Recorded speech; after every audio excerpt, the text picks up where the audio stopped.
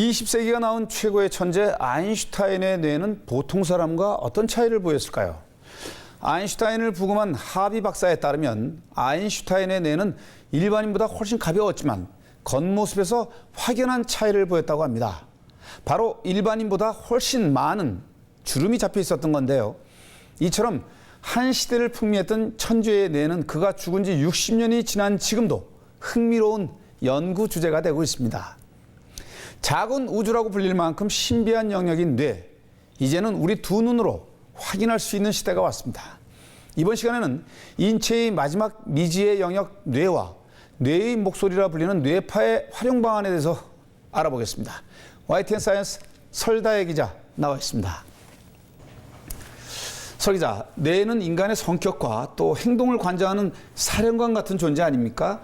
하지만 아직도 많은 부분이 비밀로 남아있다고 하는데요.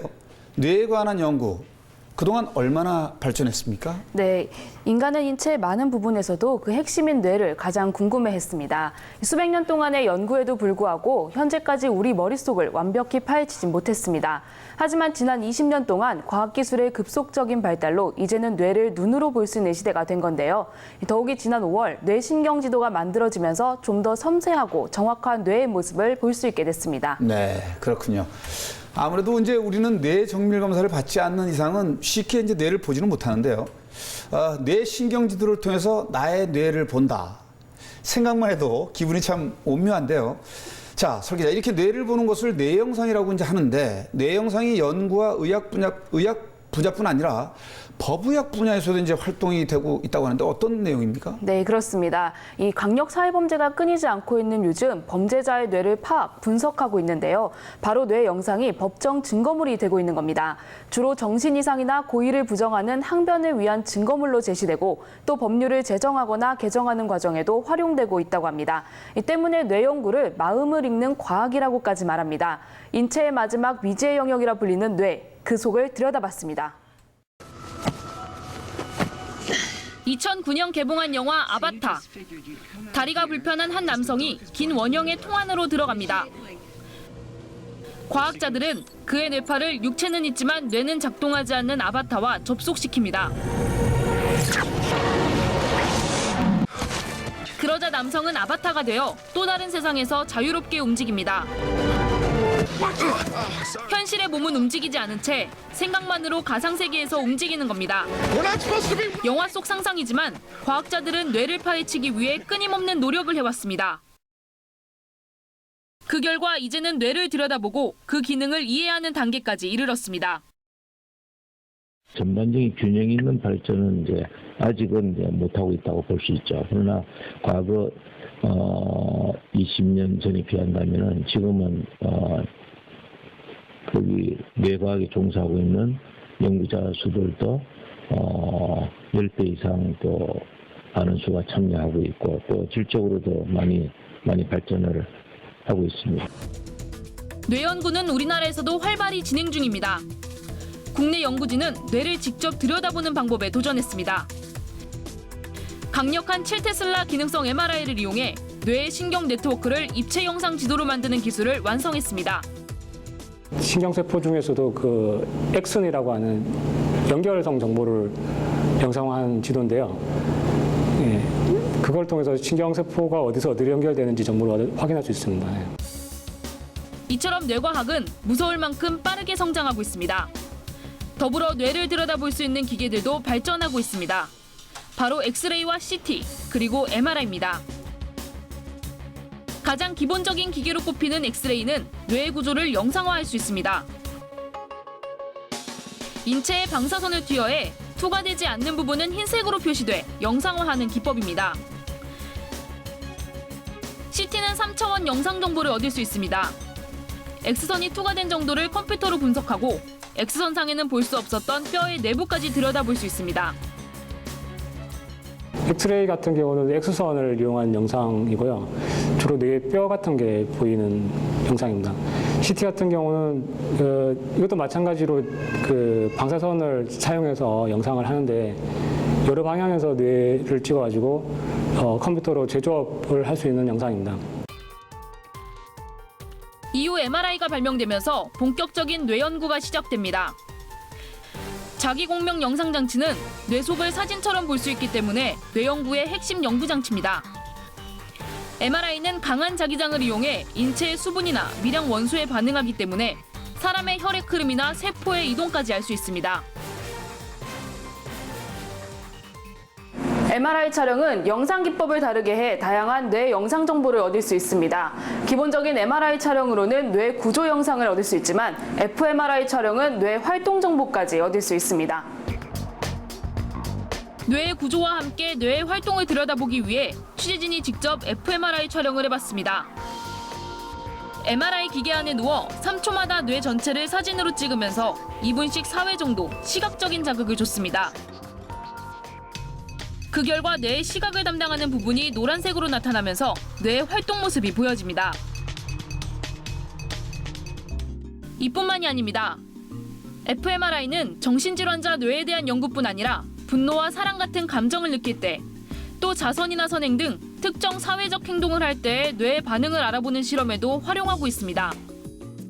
이 같은 뇌과학 연구는 미래에 엄청난 경제적 가치를 갖고 있기 때문에 전 세계에서 주목하고 있습니다. 하지만 아직 우리나라는 뇌과학 연구의 정부 지원이 미흡한 상황입니다. 지난 1998년 뇌연구 촉진법을 제정한 이후 매년 뇌연구에 대한 투자를 진행하고 있지만 투자액 비중은 전체 생명공학 분야의 연구비 가운데 5, 6% 수준인 500억 정도에 불과합니다. 뇌활동지도 연구 부분에만 무려 1억 유로를 투자하는 선진국에 비해 턱없이 부족한 액수인 겁니다. 미국에서는 뇌 지도 작성에만 1년에 1억 불에서 내년부터는 3억 불 이상. EU에서는 이제 대학의 컨소시엄에다가 매년 아까 말씀드린 대로 1억 유로씩 이렇게 투자를 한다. 그래서 대개 미국의 한 100분의 1도 채 안 되고, 일본의 한 20분의 1 정도 수준의 뇌 연구가 이제 투자가 지금까지는 되고 있는데. 영상의학 기술의 발전과 함께 점점 더 치열해지고 있는 뇌 연구 경쟁. 미지의 영역 뇌를 정복하기 위한 발걸음이 빨라지고 있습니다. 네, 정말 그 마음을 읽는 과학이라고 얘기를 했는데 기계를 통해서 뇌의 반응과 활동들을 직접 이제 관찰할 수 있다는 게 정말 신기하고요. 정말 뇌과학 분야가 많이 발전한 것을 실감나게 되는데요. 자, 설 기자, 뇌가 활동을 하면 뇌파가 나오죠. 이 뇌파 연구는 상당히 많은 진전을 이루고 있다고 하는데 지금 어느 정도입니까? 네, 뇌파 연구는 1875년 영국의 생리학자 리차드 케이튼에 의해 시작됐습니다. 토끼와 원숭이의 대뇌 피질에서 미약한 전기 신호가 나오는 것을 확인한 건데요. 전기 활동을 검유계로 기록한 것이 뇌파의 최초 보고입니다. 이후 1924년 독일의 생리학자 한스 베르거가 정신과 의사인 자신의 아들을 대상으로 인간의 뇌를 연구하면서 뇌파를 측정했습니다. 네, 그렇군요. 생각보다 이제 상당히 오래전부터 사람들은 뇌에 관심을 갖고 또 뇌에서 나오는 신호를 알아내려고 많은 노력을 한 것 같이 보이네요. 네, 맞습니다. 때문에 뇌파 연구와 활용 방안이 점점 발전하고 있는데요. 이 덕분에 치료 목적으로만 사용되던 뇌파가 일상생활에까지 파고들어 이제는 많은 사람들이 다양한 방법으로 접할 수 있습니다. 네, 그렇군요. 저도 이제 그 TV를 통해서 다양한 뇌파 그 응용 프로그램과 제품을 좀 본 적이 있는 것 같습니다. 스스로 뇌파를 조절하면서 건강 문제까지 이제 해결할 수가 있다고요. 네, 그렇습니다. 이 뇌파는 가장 먼저 교육적인 방향으로 응용됐습니다. 바로 뉴로피드백 활동인데요. 뉴로피드백은 생체 신호를 보면서 스스로 훈련하는 바이오 피드백의 한 종류로 이 뇌파를 조절해 뇌의 이상이나 건강 문제를 해결하는 의학적 치료법입니다. 자신의 뇌파 상태를 직접 보면서 반복적인 훈련을 통해 조절하는 능력을 키우는 겁니다. 이 취재 결과 이외에도 뇌파는 다양한 방법으로 응용되고 있었습니다. 뇌의 목소리라 불리는 뇌파, 우리 생활 속에서 어떻게 활용되고 있는지 알아봤습니다. 한 여성이 눈을 감고 명상을 하고 있습니다. 얼마 뒤 여성의 주위에 있는 원형 접시의 물에 파동이 일기 시작합니다. 이후 물결이 일며 물방울들이 춤을 춥니다. 마치 초능력을 연상하게 하는 이것은 뇌파 전이 기술 공연입니다. 여성이 쓰고 있는 특수 헤드셋은 알파파와 베타파 등 뇌파와 눈동자의 움직임을 감지합니다. 여성이 쓰고 있는 특수 헤드셋은 알파파와 베타파 등 뇌파와 눈동자의 움직임을 감지합니다. 뇌파를 급격하게 변하게 하면 파동의 성분 차이가 소리 신호로 변환돼 스피커를 울리고 그 위 물의 파동을 일으키는 것입니다. 그 미세한 어떤 뇌파의 신호의 어떤 특정한 상황을 본인이 반복적으로 연습을 해서 그 작은 신호 차이를 증폭시키는 그 증폭기를 이용해서 그런 물결이 어떤 변화를 한다든지. 인간의 몸을 구성하는 세포와 장기들은 끊임없이 서로 신호를 주고받습니다. 그중 뇌가 보내는 신호를 바로 뇌파라고 부릅니다. 뇌파는 그 주파수에 따라 델타, 세타, 알파, 베타, 감마 등으로 나뉘고 각각은 서로 다른 정신 상태를 나타냅니다. 휴식을 취하거나 몸이 회복기에 있을 때는 델타파가 강하게 나타나고 얕은 잠에 들거나 급속한 피로감을 느낄 때는 세타파가 활성화됩니다. 또 명상 중에는 알파파가 높아지고 활동하거나 집중을 할 때는 베타파와 감마파가 가장 활성화하게 됩니다. 우리가 뇌가 활동을 하면 뇌에 있는 신경세포가 활동을 하잖아요. 근데 그런 신경세포의 활동들이 실제로는 전류의 흐름에 의해서 발생을 하게 되거든요.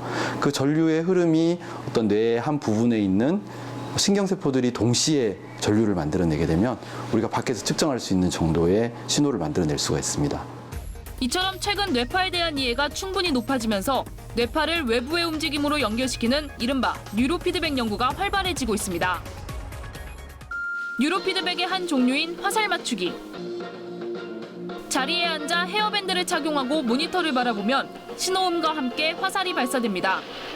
뇌파의 집중도를 이용해 관역의 한가운데를 맞추는 게임입니다. 1분에 발사되는 화살은 모두 5개.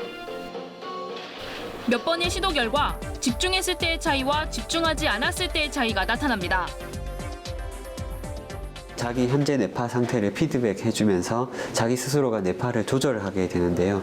집중력 향상을 요구하고 있을 때는 집중력 상태를 피드백을 해주면서 어떤 이 피드백을 통해서 동기를 부여하고 자기 스스로가 이 변화시키는 노력을 하게끔 하는 훈련이 뉴로 피드백 훈련입니다. 이뿐만이 아닙니다. 뇌파를 이용한 활동은 교육과 진로 분야에서도 활용됩니다. 지난달 카이스트에서는 취업 박람회의 한 코너로 뇌파를 이용한 진로 적성 검사를 시행했습니다. 전문가들은 기존에 수기로 작성했던 적성 검사에 비해 훨씬 과학적으로 스스로의 두뇌 상태를 알아볼 수 있다고 말합니다. 뇌파 촬영은 한 번에 한 명씩만 측정할 수 있기 때문에 많은 사람들을 짧은 시간 안에 측정하기는 어려우나 그 문제를 해결하는 과정이라든지 본연의 타고난 뇌파의 성향을 파악할 수 있기 때문에 보다 더 객관적이고 과학적으로 사람들을 상담할 수 있습니다. 또 서울의 한 초등학교에서는 수업의 일종으로 자석을 이용한 뇌파 훈련을 하고 있습니다. 학생들의 집중력을 조사해 개개인에 맞는 교육을 하려는 겁니다. 학생들도 흥미있게 수업을 받고 선생님들도 관심을 갖습니다. 이 같은 뇌파 훈련 데이터는 맞춤형 교육을 위한 자료로 사용됩니다. 학교 선생님들이 간단하게 학생들의 집중력을 향상시키기 위해서 또 신체적 활동을 향상시킬 수 있는 그러한 어떤 두뇌 체조와 같은 것을 접목을 하게 되면 쉬는 시간에 잠깐 아이들의 집중력을 향상시켜 줄 수 있는 간단하게 머리에 쓰는 형태로 바뀐 뇌파 측정 기계가 교육과 엔터테인먼트에 활용되면서 새로운 산업과 시장을 형성하고 있는 겁니다. 개인의 주관적인 선호도라든가 이런 정보들을 뇌파로부터 읽어낼 수가 있고요. 그게 가능하다고 하면은 우리가 뇌파에서 읽은 정보를 바탕으로 해서 개인의 집중도를 파악할 수 있으면 그 집중도를 바탕으로 해서 개인의 집중력을 트레이닝할 수 있는 그런 기기도 개발을 할 수가 있겠죠. 하지만 역시 뇌파의 가장 중요 활용 분야는 뇌질환과 관련된 질병 치료와 재활 분야입니다. 한양대학교에서는 뇌와 관련된 각종 질병 치료와 재활을 위한 뇌컴퓨터 인터페이스 연구를 진행하고 있습니다. 뇌컴퓨터 연결이라고 불리는 이 연구는 뇌에서 발생하는 여러 가지 신호들을 측정하고 분석해 외부 기기를 제어하는 신호를 만들어 의사소통하는 메시지를 만들어내는 기술입니다. 전문가들은 연구가 발전하면 가장 먼저 손발이 불편한 장애인들에게 큰 도움이 된다고 말합니다. 우리가 외부와 의사소통을 할 수 없는, 실제로 우리나라만 하더라도 우리나라에서 약 한 10만 명 정도가 언어를 직접적으로 생성할 수 없는 사람들이거든요.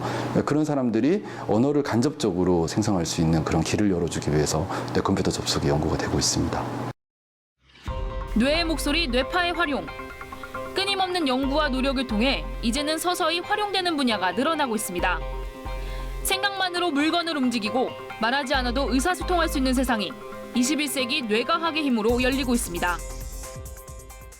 네, 정말 생각보다 훨씬 많은 곳에서 아주 다양한 분야에서 뇌파가 실제로 이제 활용이 되고 있었군요. 그런데 설 기자, 화면에서 본 대로 아직 연구 중인 분야도 이제 많지 않겠습니까? 어떤 분야에서 뇌파가 활용될 수 있을까요? 네, 이 뇌파의 활용도가 최근 스마트 기기에까지 옮겨지고 있습니다. 네. 생각만으로 전원을 켜고 메일을 확인하고 이 전화를 하면서 음악을 들을 수 있는 스마트 기기를 개발 중인 건데요. 지난 4월 삼성은 미국 텍사스 대학 전기공학부와 공동으로 이 뇌파를 이용해 타블렛을 컨트롤하는 모습을 보였습니다. 이 정확도는 약 80에서 90% 정도로 모든 사람들이 기기와 상호작용을 할 수 있도록 소통 방법을 넓히기 위한 연구라고 합니다. 이제 생각만으로 모든 것을 조정할 수 있는 시대가 된 거죠. 네, 생각만으로 전원을 켜고 메일을 확인한다. 정말 설 기자가 말한 대로 생각으로만 모든 것을 할 수 있는 시대가 온다면 아무래도 이제 가장 먼저 손발이 불편한 사람들, 이분들에게 정말 많은 도움이 될 것이라는 생각이 좀 들고요. 그렇다면 선진국은 이런 뇌파와 뇌과학에 대해서 어떤 연구를 현재 진행하고 있습니까? 네, 미지의 영역 양쪽 귀 사이 불과 1.4kg의 작은 우주를 정복하기 위해 전 세계가 뇌와의 전쟁을 선포했습니다. 유럽연합의 경우 지난 1월 인류의 미래를 바꿀 수 있는 미래 주력 사업으로 인간 뇌 프로젝트를 선정했는데요. 향후 10년간 11억 9천만 유로, 하나로 약 1조 8천억 원을 투자하겠다고 밝혔습니다. 또 이미 뇌연구 기초과학 분야 최고 수준에 올라와 있는 일본은 2009년부터 문부과학성을 중심으로 사회에 공헌하는 뇌과학을 적극 연구하고 있습니다. 네, 정말 설 기자 얘기를 듣고 보니까 전 세계가 아주 그냥 뇌 전쟁에 돌입한 것 같습니다. 특히 일본은 이제 이미 세계에서 가장 우수한 수준이라는 것이 정말 놀라웠고요. 이처럼 전 세계가 뇌 연구에 몰입하는 이유, 왜 그렇습니까? 궁금한데요. 네, 앞서 보신 것과 같이 뇌 그리고 뇌파는 정말 많은 분야에서 활용되고 있습니다. 하지만 뇌 연구 최대 관심사는 역시 질병과 치료 부분이겠죠. 한국을 비롯한 일본이나 유럽 등 선진국은 알츠하이머 등 노화와 관련된 뇌질환에 큰 관심을 가지고 있는데요. 바로 사회가 고령화됨에 따라 치매 환자가 급격히 증가하고 있기 때문입니다. 그 시장을 선점하면 미래 의학 분야에서 막대한 수익을 올릴 수 있다는 경제적인 논리가 깔려 있는 겁니다. 네. 인체의 마지막 남은 신비의 영역 뇌의 신비를 풀어내는 일에 전 세계가 엄청난 투자와 지원을 아끼지 않고 있습니다. 과학기술적인 발견 외에도 질병 치료 등 엄청난 부가가치를 내포하고 있는 뇌 연구. 우리가 선진국과의 경쟁에서 뒤처지지 않기 위해서는 뇌를 연구하는 과학자들에게 아낌없는 투자와 지원이 필요해 보입니다. 설다혜 기자, 수고하셨습니다. 일상생활 속에서 과학적 이슈를 심층적으로 소개하는 박상훈의 YNNOW. 시청해 주셔서 감사드립니다.